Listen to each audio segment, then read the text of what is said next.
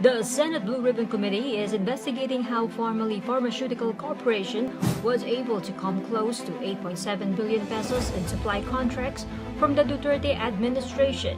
Senate Minority Leader Franklin Drilon likened Pharmally's windfall to winning the lottery. GPP web portal distinctly shows that it is ranked #1 in the list of awarded suppliers.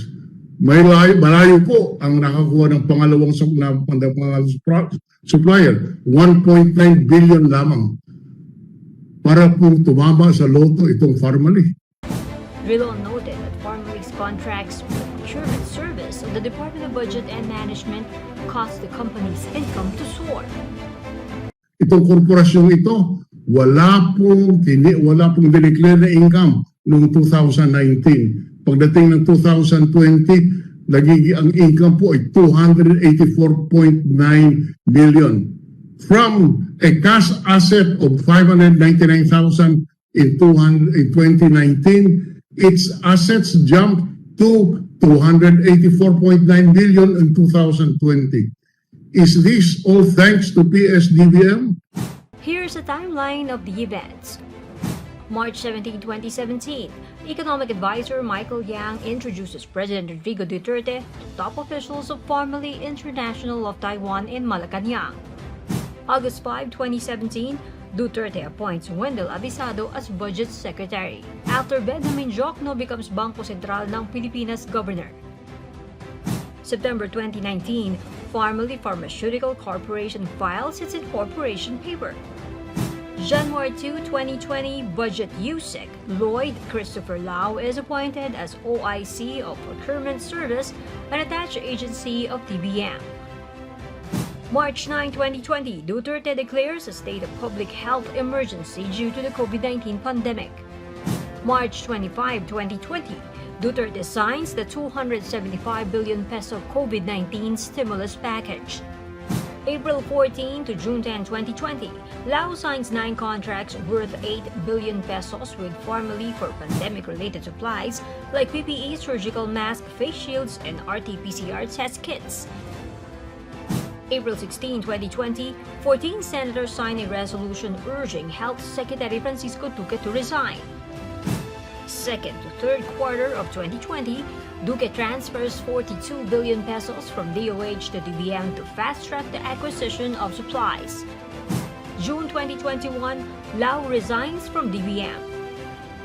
June 21, 2021, Pharmally bags a 774 million peso contract from DBM to supply 17,000 RT-PCR test kits. August 2, 2021, Abisado goes on leave from DBM after contracting COVID-19. August 12, 2021, COA flags DOH for inefficient use of over 67 billion pesos in COVID-19 funds. August 13, 2021, Abisado resigns as DBM chief. August 16, 2021, COA explains the 42.4 billion pesos it flagged consists of DOH fund transfers to partner agencies without the required documentation. DOH claims the deficiencies in the COA report have been mostly resolved. August 24, 2021, Duterte says he will accept Duque's resignation if the health chief decides to quit. August 27, 2021, Lau appears at the Senate hearing explaining PSDBM's role in procuring supplies for DOH. Senators were dismayed by Lau's evasive answers. How could Pharmally, a trading corporation without a track record, because it was only incorporated in September of 2019, bag 8.68 billion worth of government contracts? Ulitin ko lang po. Na-incorporate ito ng 2019, nakakuha na kaagad ng mahigit sa 8 bilyong government contracts.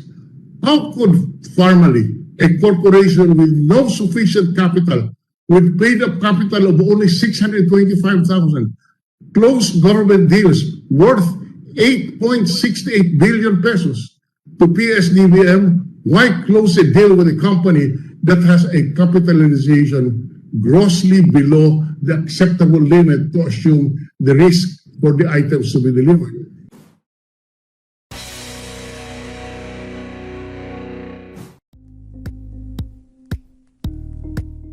Thank you for watching Politico TV. Please like and subscribe to our channel for more videos.